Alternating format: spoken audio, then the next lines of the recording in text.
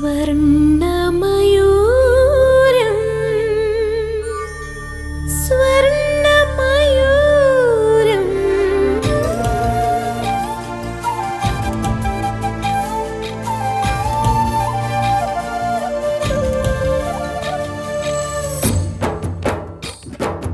ആരാരോ തേടുന്നു അന്തിനിലാവൊളിയേ അമ്മാനം മാനത്തെ തേടുന്നു മുല്ലമുളങ്കുഴലിൽ പിന്നെയും ചാഞ്ചാടും ചെല്ലമഴത്തുള്ളിയേ കനവ് പോലെ പുതു കവിത പോലെ കടൽ പോലെ കാറ്റു പോലെ ഓർമ്മയിൽ ആരാരോ തേടുന്നു അന്തിനിലാവൊളിയേ അമ്മാനം മാനത്തെ അല്ലിമലർക്കിളിയേ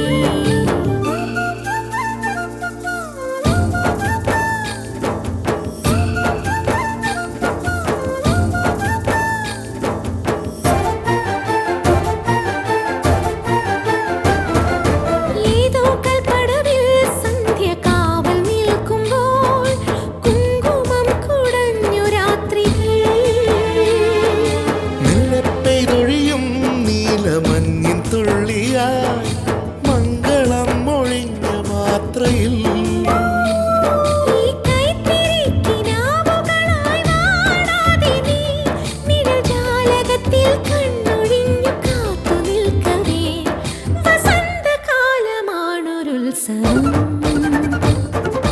ആരാരോ തേടുന്നു അന്തിനിലാവൊളിയേ അമ്മാനം മാനത്തെ അല്ലിമലർക്കിളിയേ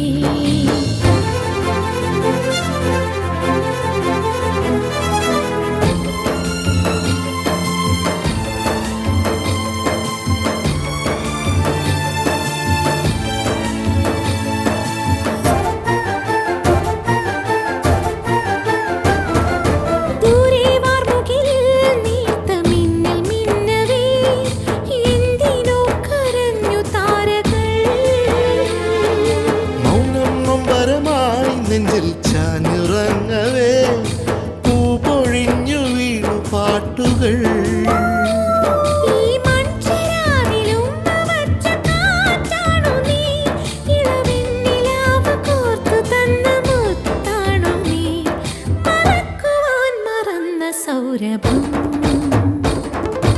ആരാരോ തേടുന്നു അന്തിനിലാവൊളിയേ അമ്മാനം മാനത്തെ കനവ് പോലെ പുതു കവിത പോലെ കടൽ പോലെ കാറ്റു പോലെ ഓർമ്മയിൽ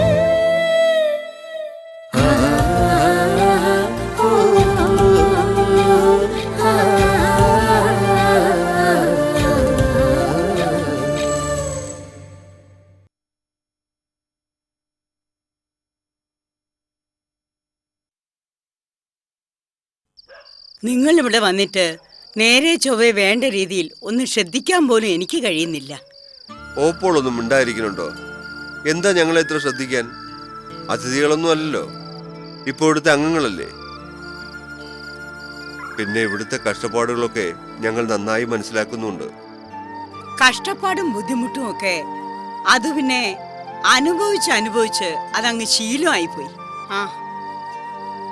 അതിനിടയിൽ ഞങ്ങളുടെ കയറി വന്നപ്പോ ഒപ്പോൾക്ക് ഭാരം ഇരട്ടിച്ചു അല്ലേ? എന്തു ഭാരം? ഏയ്, അങ്ങനെയൊന്നുമില്ല. ഇല്ലാന്ന് ഒപ്പോൾ പറഞ്ഞാലും ഞങ്ങൾക്കറിയാലോ.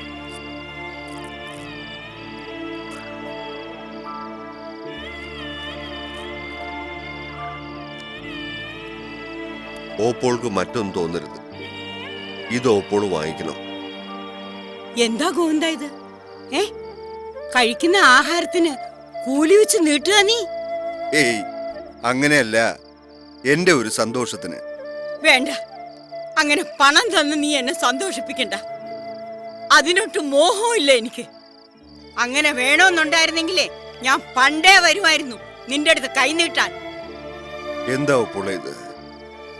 എന്നെ ഒരു അന്യനായിട്ട് ഒപ്പോള് കാണണേ? ഒന്നുമില്ലെങ്കിലും നമ്മൾ ഒരേ വയറ്റി പിറന്നവരല്ലേ. എന്റെ ഒപ്പോൾ ഇത് വാങ്ങിയേ പറ്റൂ. ഇല്ലെങ്കിൽ അതെന്റെ മനസ്സിന് വാങ്ങൂ ഓപ്പോളെ. എന്താ ഗോവിന്ദ ഇത്? നീ ഓപ്പോളെ തോപ്പിക്കുക? ഇതിലിപ്പോ തോൽവിയുടെയും ജയത്തിന്റെയും പ്രശ്നമില്ല. ഓപ്പോൾ ഇതങ്ങോട്ട് വാങ്ങിയാ മതി.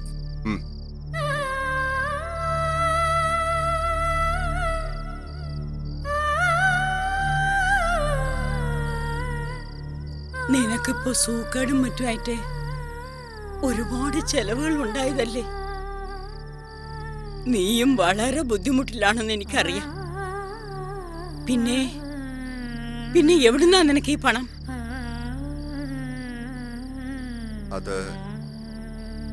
അതൊന്നും ഓപ്പോൾ ഇപ്പൊ ആലോചിക്കണ്ട എന്ന് പറഞ്ഞാ പറ്റില്ല.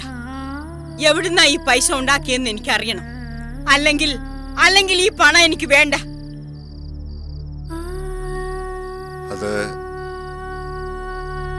അത് പറയുമ്പോ ഓപ്പോൾ എന്നെ വഴക്കൊന്നും പറയരുത്. വേണിയുടെ കുറച്ച് സ്വർണ്ണം ഇരിപ്പുണ്ടായിരുന്നു. അതിന്ന് ചിലത് വിറ്റു. നീ എന്ത് പണിയായി കാണിച്ചത്? ഇത് വലിയ കഷ്ടായല്ലോ. പാവം വേണി, അവളുടെ ഒരു കാര്യം വരുമ്പോ നീ ഇനി എവിടുന്ന് എടുത്തിട്ടാ വാങ്ങിക്കുക? അതപ്പോ ആലോചിക്കാം. ഓപ്പോൾ ഇപ്പോ ഇതുകൊണ്ട് ആവശ്യമുള്ള കാര്യങ്ങളൊക്കെ നടത്തുക.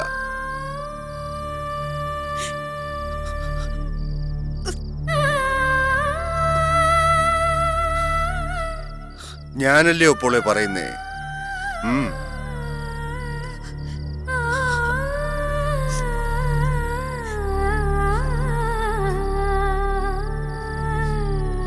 ഞങ്ങളെ തീരാ ദുഃഖത്തിലാക്കി കടന്നു കളഞ്ഞപ്പോ ഇവിടുത്തെ എല്ലാ കാര്യങ്ങളും അറിയുന്നില്ലേ കേശവേട്ടൻ? വറചട്ടിയിൽ നിന്നും എരുതിയിലേക്കുള്ള എന്റെ കുട്ടികളുടെ ജീവിതം കണ്ടിട്ടും വേദനിച്ചിരുന്നില്ലേ ഈ ആത്മാവ്? എന്നിട്ടും ഞാനും എന്റെ മക്കളും ആരോടും കൈ നീട്ടാനോ എരന്നു വാങ്ങാനോ പോയിട്ടില്ല. പട്ടിണി മുറുക്കി ഉടുത്ത് ഞങ്ങള് ജീവിച്ചു. ഞാൻ പ്രാർത്ഥിക്കുമ്പോ കേശവേട്ടൻ പറയാറില്ലേ, വിഘ്നേശ്വരനെ നീ എന്താ മൊത്തമായിട്ട് തീരെഴുതി എടുത്തിരിക്കുകയാണോന്ന്? വിഘ്നേശ്വരൻ നിന്റെ മാത്രാണോന്നും പറഞ്ഞ്. ആ വിഘ്നേശ്വരൻ തന്നെയാ ഒരു നിധി പോലെ എന്റെ ഗോവിന്ദനെയും അവന്റെ മോളെയും നമ്മുടെ മുന്നിൽ എത്തിച്ചത്. ഇപ്പോഴാ എനിക്കൊന്ന് നടുനൂർത്തി വിശ്വസിക്കാറായത്. നന്നായി.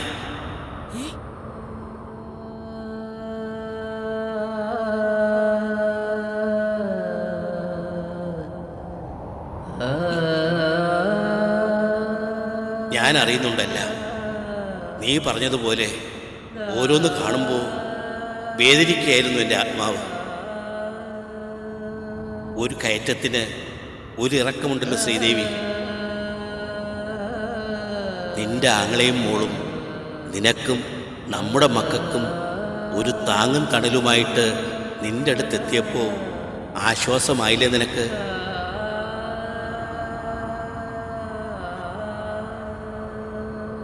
ഇനി അവനുണ്ടാകും എന്തിനും ഏതിനും നിന്നോടൊപ്പം.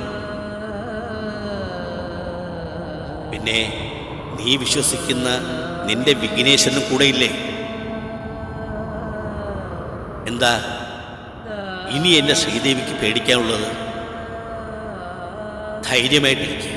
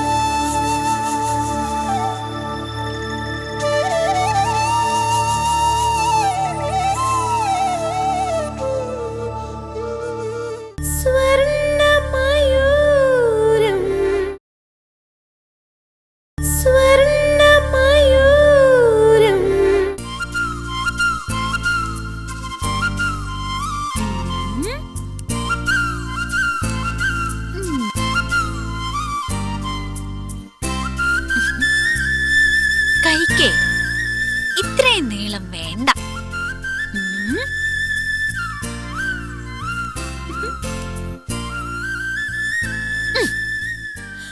അയ്യോ, എന്താ ചേച്ചി ഇത്? ഒന്ന് പോ പെണ്ണേ അവിടുന്ന്. എന്നോട് വേഗം കട്ടിങ് പഠിച്ചോളാൻ പറഞ്ഞിരിക്കാ ഗോപേട്ടൻ. ഉഷയുടെ ഓട്ടോമാറ്റിക് തയ്യൽ മെഷീൻ വാങ്ങിച്ചു തരാന്ന് പറഞ്ഞിട്ടുണ്ട്. ഗോപേട്ടൻ ഓണത്തിന് ബോണസ് കിട്ടുമ്പോ. ബോണസ് നടന്നല്ലോ. വല്ലാത്തൊരു ഗതികേട് തന്നെ ഇത്. എന്ത് പണിയായത്? ഉത്സവത്തിന് എണ്ണ ഒന്ന് ചെടുത്തു വെച്ചിരുന്ന അത് നശിപ്പിച്ചു കുരുത്തം കേട്ടോള്. ഉത്തറയോ നീ? ഞാന് നിന്റെ ചേച്ചിയോ? ഒരു ചേച്ചി ഭ്രാന്താശത്തിന് കൊണ്ടുവിടുക വേണ്ടത്. മാറണം പിടിച്ചത്. എന്താ ഒരു ബഹളം? ഇത് കണ്ടോ ഈ ഭ്രാന്ത് കാണിച്ചു വെച്ചിരിക്കുന്നേ? എന്താ മോളെ ഇത്? നിന്റെ ചേച്ചിയല്ലേ അവള്? സംസാരിക്കുന്നത് വട്ട ഇതിന്. വല്ലാത്തൊരു അംഗം തന്നെയായത്. സ്വൈരെന്ന് പറഞ്ഞാൽ തരില്ല രണ്ടെണ്ണം. വല്ലാത്തൊരു തലയിലെഴുത്ത് തന്നെ ഇത്. അമ്മ ഇത് നോക്കേ, എന്റെ ബ്ലൗസ് കാണിച്ചു വെച്ചിരിക്കുന്ന കണ്ടോ? പോടി. എന്താ മോളെ ഇത്? നീ ഇങ്ങനെ എല്ലാം നശിപ്പിക്കാൻ തുടങ്ങിയ എങ്ങനെ? വല്ലാത്ത കഷ്ടം തന്നെയാ ഇത്. അത് ശരി. അപ്പോ അമ്മയോ ഇവളുടെ സൈഡാ? ഞാൻ കട്ടിങ്ങും സ്റ്റിച്ചിങ്ങും ഒക്കെ പഠിക്കുന്നത് നിങ്ങൾക്ക് ആർക്കും ഇഷ്ടമല്ല അല്ലേ? നല്ലൊരു ടൈലർ ആയാലേ അതിന്റെ ഗുണം ഈ കുടുംബത്തിനാ. നിങ്ങൾക്കാർക്കും ഇഷ്ടമല്ലേ പിന്നെ ഞാൻ എന്തിനാ ഇതിനൊക്കെ മെനക്കെടുന്നേ? കൊറേ ആവും. ഒരു ടൈലർ സകലത് നശിപ്പിക്കാനുണ്ടായ ഒരു ജാതി. ഇതിനെ വല്ല കുതിരവട്ടത്തോ ഊളം പറയലോ കൊണ്ട് വിടുന്നതാ നല്ലത്. മോളെ കണ്ടോ അമ്മ, ഇവക്ക് എന്നോടുള്ള അസൂയ. ഞാൻ എന്ത് നല്ല കാര്യം ചെയ്താലും ഇവക്കത് പിടിക്കില്ല. അമ്മ ഈ കിടന്ന് പാടുപെടുന്നത് കണ്ടിട്ടാ തയ്യൽ പഠിക്കാന്ന് ഞാൻ വിചാരിച്ചത്. ഉത്സവത്തിന് പോകുമ്പോ ഇടാന്ന് വെച്ചിരുന്ന ഈ കളർ അത്രക്ക് ഇഷ്ടപ്പെട്ടിട്ടാ ഞാനിന്ന് സെലക്ട് ചെയ്തത്. എനിക്ക് ഇപ്പൊ തന്നെ വാങ്ങിച്ചു തരണം ഇതേ കളർ ഒരു തുണി. മോളെ, മോക്കുള്ളതില് നല്ലത് നോക്കി തൽക്കാലം ഇട്. ഇപ്പൊ ഇതൊക്കെ വാങ്ങിക്കാൻ നിന്നാ നമുക്ക് കാശ് വേണ്ടേ? കടങ്ങളൊക്കെ വീട്ടണ്ടേ മോളെ? അതൊന്നും എനിക്കറിയണ്ട. കടം വീട്ടിയാലും ഇല്ലെങ്കിലും എനിക്കിന്ന് ഇതേ കളർ ബ്ലൗസിന്റെ തുണി കിട്ടിയേ പറ്റൂ.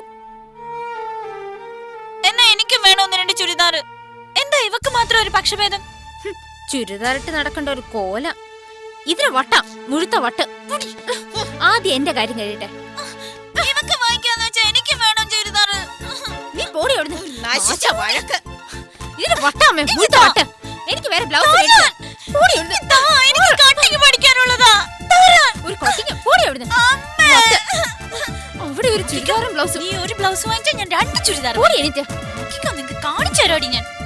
രണ്ടുപേരും ബ്ലൗസും ചുടിദാറും ഇട്ട് കെട്ടി ചമന്ന് നടക്ക്. കടക്കാരന്റെ മുമ്പ് നാണം കെടുമ്പം ഞാനും കണ്ടിട്ടുണ്ട് ഒരു വഴി. ഒടുക്കം ഒരു കോടി വസ്ത്രം കൂടെ വാങ്ങിച്ചോ എന്റെ ജഡത്തിൽ മൂടാൻ. നിങ്ങളുടെ പൂതി അങ്ങോട്ട് തീരട്ടെ. ദാ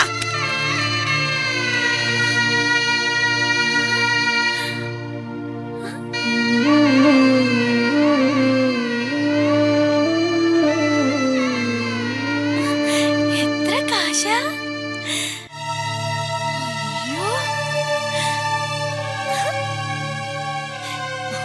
എന്താ അമ്മ ഇത്?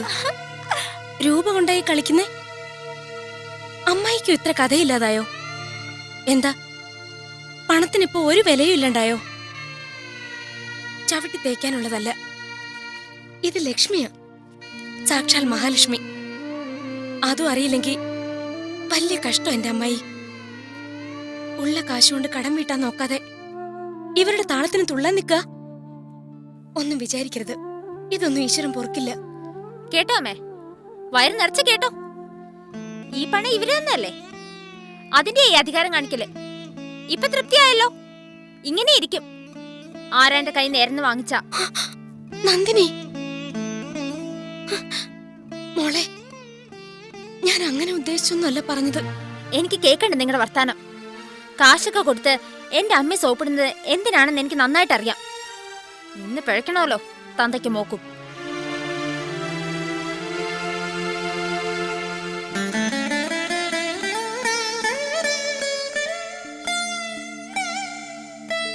എടി നന്ദി കേട്ടവളെ, ഇനി ഒരക്ഷരം വേണിയെ പറ്റി പറഞ്ഞ നിന്റെ നാവ് ഞാൻ മുറിച്ചുകളെ പറഞ്ഞേക്കാം.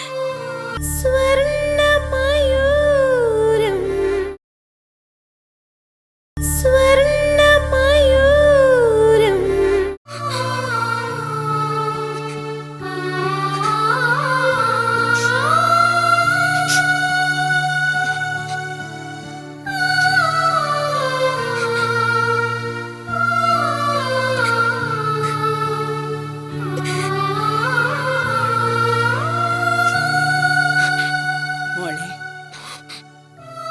നന്ദിനി എന്തെങ്കിലും പറഞ്ഞെന്ന് വിചാരിച്ച് മോള് വിഷമിക്കരുത്. അവളൊരു കഥയില്ലാത്തവളാ. അത്രക്കല്ലേ പ്രായമുള്ളൂ. നന്ദിനി പറഞ്ഞതിലും കാര്യമുണ്ട് അമ്മായി. കൊച്ചുകുട്ടിയാണെങ്കിലും കാര്യങ്ങൾ മനസ്സിലാക്കാറായില്ലേ?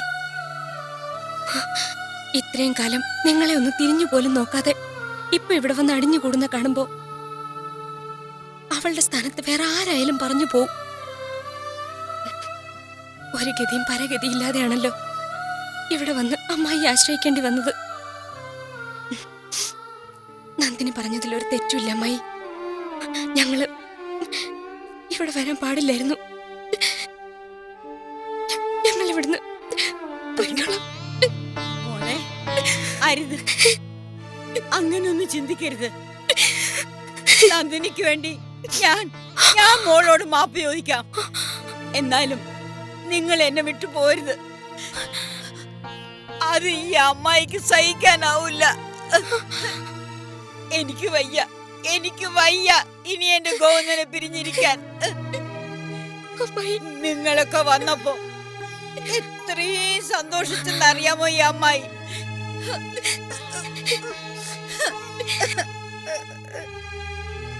എന്റെ മോളും ഗോവിന്ദനും വന്നപ്പോഴാ ഈ വീടിനൊരു ജീവൻ വെച്ചത്. എന്നിട്ടിപ്പോ ഞങ്ങളെയൊക്കെ പിരിഞ്ഞു പോവുക.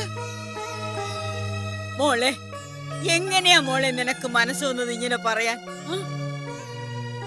ഈ അമ്മായിയെ നീ അത്രയ്ക്കേ കരുതിയിട്ടുള്ളൂ? അമ്മായി തടയാൻ ഞാൻ ആരാ? അല്ലേ? ആയിക്കോ, ഇഷ്ടം പോലെ ആയിക്കോ. നീയും ഗോവിന്ദനും ഇവിടുന്ന് പോയാ അന്ന് ഞാനും അവസാനിപ്പിക്കും എന്റെ ജീവിതം. അമ്മായി, അരുതമ്മായി, അങ്ങനെയൊന്നും പറയരുത്. ഞങ്ങൾ പോകുന്നില്ല. അമ്മായിയെ പിരിഞ്ഞ് ഞങ്ങൾ എവിടെയും പോകുന്നില്ല. അമ്മായിയുടെ മനസ്സ് വേദനിപ്പിച്ചോണ്ട് ഞങ്ങൾക്ക് പോവാനാവില്ല. മോളെ, എന്റെ പൊന്നു മോളെ.